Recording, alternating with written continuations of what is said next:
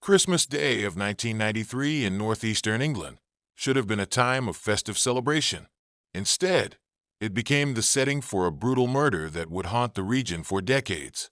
Paul Logan, a loving father of two and hardworking delivery driver, fell victim to a carefully planned trap that would leave his family searching for answers for nearly 30 years. Paul Logan was 25 years old, living in Blackhill, County Durham, with his wife Pamela and their two young children. He worked as a delivery driver for the Golden Flower Chinese restaurant in Shotley Bridge, spending his evenings ensuring local families could enjoy their favorite meals at home.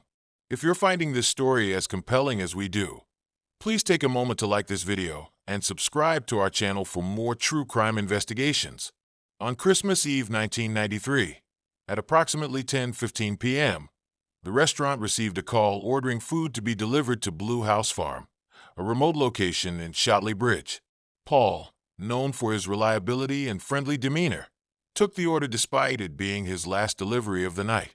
What Paul didn't know was that this routine delivery would be his last. The order was a cruel ruse, carefully planned by his killers. When he arrived at Blue House Farm around 11 p.m., the occupants informed him they hadn't placed any order. Paul, ever the professional, apologized for the confusion and left. Hours later, on Christmas morning, Paul's white Peugeot car was discovered abandoned near the farm. The headlights were still on, and the driver's door was open. The Chinese food order remained untouched inside. There was no sign of Paul. At approximately 2:15 p.m. on Christmas Day, a devastating discovery was made. Paul's body was found in a snow-covered field about 2 miles from his car. He had been brutally beaten and died from severe head injuries. The killing appeared professional and planned, with no signs of robbery as his money and valuables remained untouched. The investigation revealed disturbing details about the sophistication of the trap. The killers had chosen their location carefully, a remote farm where the actual residents could provide Paul's last known whereabouts. The phone call ordering the food came from a public phone box, leaving investigators with few leads to follow. If you appreciate detailed true crime investigations, please consider subscribing to our channel and hitting the notification bell to stay updated on similar cases. Despite an extensive police investigation, including multiple appeals and a £50,000 reward for information, Paul's killers have never been brought to justice. The case has been reviewed multiple times over the decades, with detectives believing the answer lies within the local community. Paul's family, particularly his mother Elsie, has never given up hope for justice. In emotional appeals over the years, she has spoken of the devastation of losing her son on Christmas Day and the added pain of knowing his killers walk free. "Someone knows what happened to Paul," she often says. "We just want to know why." The murder became one of the Northeast's most notorious unsolved crimes. Theories range from mistaken identity to Paul being targeted specifically, though no clear motive has ever been established. The professional nature of the killing led some investigators to suspect organized crime involvement. In 2020, police revealed they had DNA evidence from the crime scene, raising hopes of a breakthrough. Modern forensic techniques could potentially identify Paul's killers, though they would need something to compare it against. Detectives continue to urge anyone with information to come forward. The case demonstrates how a single act of violence can cast a long shadow over countless lives. Paul's children grew up without their father, his wife lost her husband, and his parents continue their decades-long quest for answers. Today, nearly 30 years later, the Christmas season remains a painful reminder for the Logan family of their devastating loss. Paul's murder stands as one of Britain's most haunting unsolved Christmas crimes, proving that the passage of time doesn't diminish the need for justice.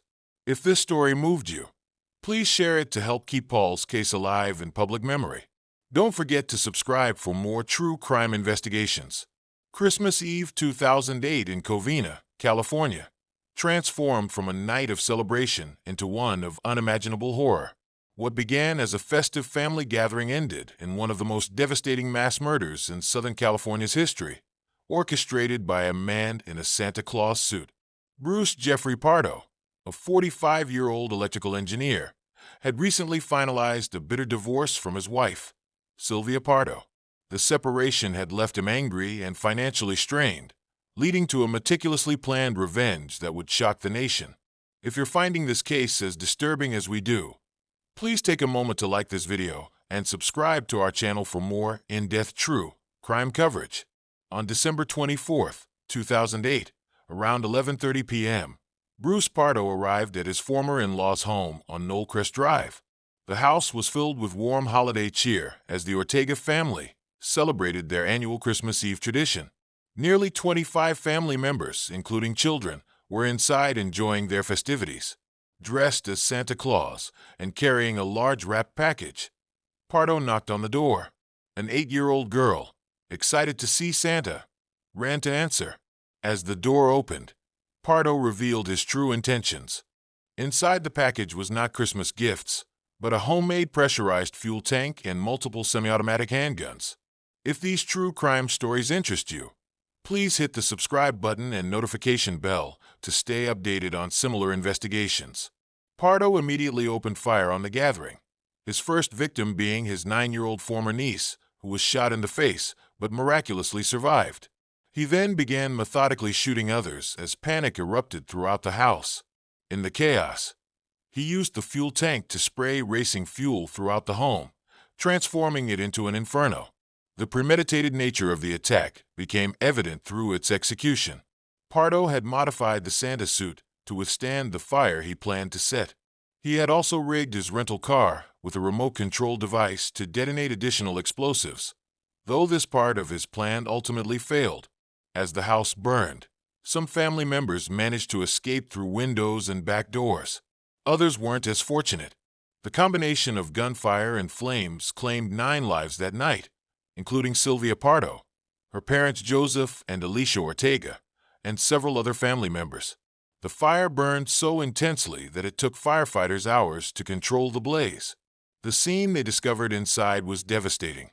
Some victims were so badly burned that identification required dental records and medical devices.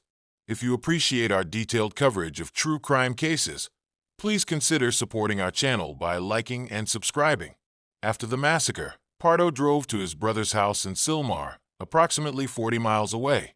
His Santa suit had melted onto his body during the attack, causing severe third-degree burns. Rather than face the consequences of his actions, he died by suicide, leaving behind a planned escape route to Mexico and $17,000 cash strapped to his body. Investigation revealed the extensive planning behind the attack. Pardo had prepared for months, collecting weapons and constructing his incendiary device.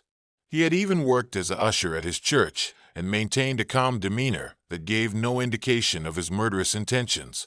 The massacre left deep scars in the Covina community. The surviving family members, including children who lost parents and siblings, faced the challenging task of rebuilding their lives. The incident led to changes in local emergency response protocols and increased awareness about domestic violence escalation. Today, the Covina Massacre stands as one of the most horrific Christmas Eve crimes in American history. It serves as a stark reminder of how domestic disputes can escalate into unthinkable violence, and how the holiday season can trigger devastating actions in troubled individuals. The site where the Ortega home once stood has since been rebuilt, but the community never forgot. Annual memorial services honor the victims, and local domestic violence prevention programs use the case to educate about warning signs and prevention. If this story impacted you, please share it to raise awareness about domestic violence and its potential escalation. Don't forget to subscribe for more true crime investigations. The Covina Massacre reminds us that behind every tragedy are real people whose lives were forever changed. It stands as a sobering reminder of the importance of addressing domestic disputes and mental health issues before they reach a breaking point. Thank you for joining us for these Christmas crime stories. If you found them informative, please subscribe to our channel for more true crime investigations. Stay safe, and we'll see you in our next video.